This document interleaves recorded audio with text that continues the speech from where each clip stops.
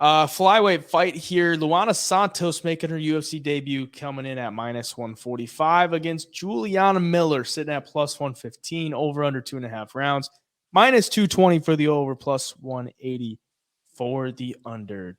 Believe it or not, Luana Santos making her UFC debut has more professional experience than Juliana Miller, who sits at 3-2 and 4-1 in her last five for Luana Santos. 23 years of age for her, 27 years of age for Juliana Miller, who had a really rough outing her last time out, as she was a sizable underdog against Veronica Hardy, who came back after a long layoff, and she looked rough out there. That was, I mean, you got to remember that was her only her fifth professional fight, so it's tough to knock her too much, but she did not look like a -420 favorite by any means. Probably not at any point in the fight. And she took a beating in that one. Just looked really, really bad. And this one against Luana Santos looks like the books are putting her out of the dog to a girl making her debut who has 3 submission wins and 2 by decision. Her only loss is to Jenna Bishop, who is undefeated, a 37-year-old undefeated mixed martial artist who's like world-class jiu-jitsu gal. And yeah, that's her only loss for Luana Santos. But it was a split too. It was a split. Yeah, it was a close fight. So, I mean, coming in here against Juliana Miller, do you think she can get it done in her debut? Man, it feels like one of those spots where Juliana Miller is going to look a lot better than, or should look a lot better than her UFC debut, just because she looks so bad, man. It was almost like she was fighting in slow-mo. You could see it on her face from before the fight even started. Like, I don't know if she was nervous or what the deal was, but something was off. And I wish that I could go to Juliana Miller's Instagram and see that she's been training her ass off and, wanting to get that back, but you just don't. Like, she's partying, she's doing broadcasting and announcing for these lower level regional scene promotions. And it just doesn't give me a good vibe that she's fully committed to this. She's got the whole online presence that she's super into. Not a striker by any means, looked pretty lost on the feet.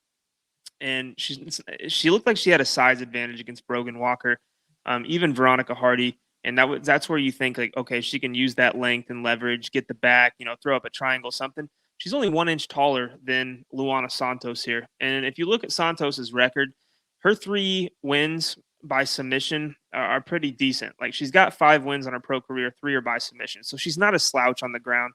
She's going to know what she's doing. Just can't give your back up to Juliana Miller. And if she doesn't, I think she wins this fight. I really do. Like you said, her only loss is to Jenna Bishop, who's undefeated, pretty damn good. And it was a split decision loss. I mean, she's world-class jiu-jitsu, and she, went to the scorecards and had a chance to win. So it makes me think that she's going to have a chance to win against Miller here too. But MMA is weird. Women's MMA is weird. Juliana Miller could look like a completely different fighter here. I mean, maybe she looks like she did against Brogan Walker. I just think it's going to take more than that, even still, to beat Luana Santos here. So it's dicey. I'm going to stick with Santos just because I don't know how. It's kind of like Jamie Pickett. Like, how can you pick Juliana Miller after that last fight? So I'm going to go Luana Santos here. Kind of a greasy fight, though. Probably staying away on the betting side.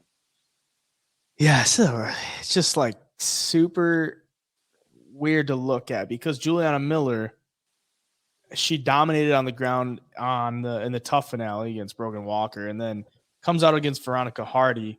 And we see in the past, like, Veronica Hardy has struggled against girls that'll take her down and just kind of outmuscle them or outmuscle her. And Veronica Hardy ends up taking her down 4 times.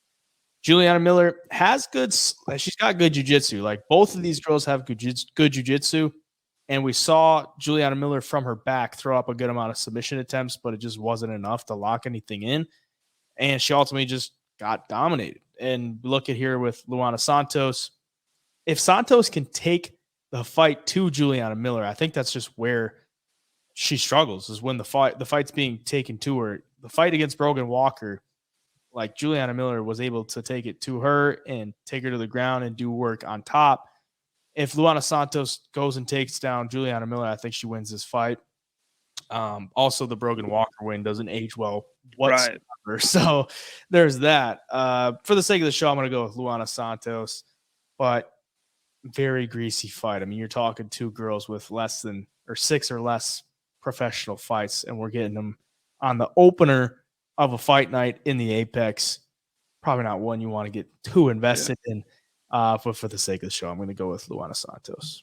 Yeah, last thing I'll say about this one, if you look at Juliana Miller online after her first loss in the UFC, like she was super depressed, almost contemplating like if this is even what she wants to do anymore. Like she was at that level. Her stories, her posts were like very, very depressing. It was clear that she wasn't in a good mental spot. Like, has she contemplated retiring? Like, is she fully in? Like, it's hard to tell if she's fully committed to this. And if she does want to try to play that game off of her back, I just think she's not going to beat Luana Santos off of her back in this one. Like, she's going to have to be the one on top, and I don't know if she can get it there. So I just think Luana Santos gets this thing done.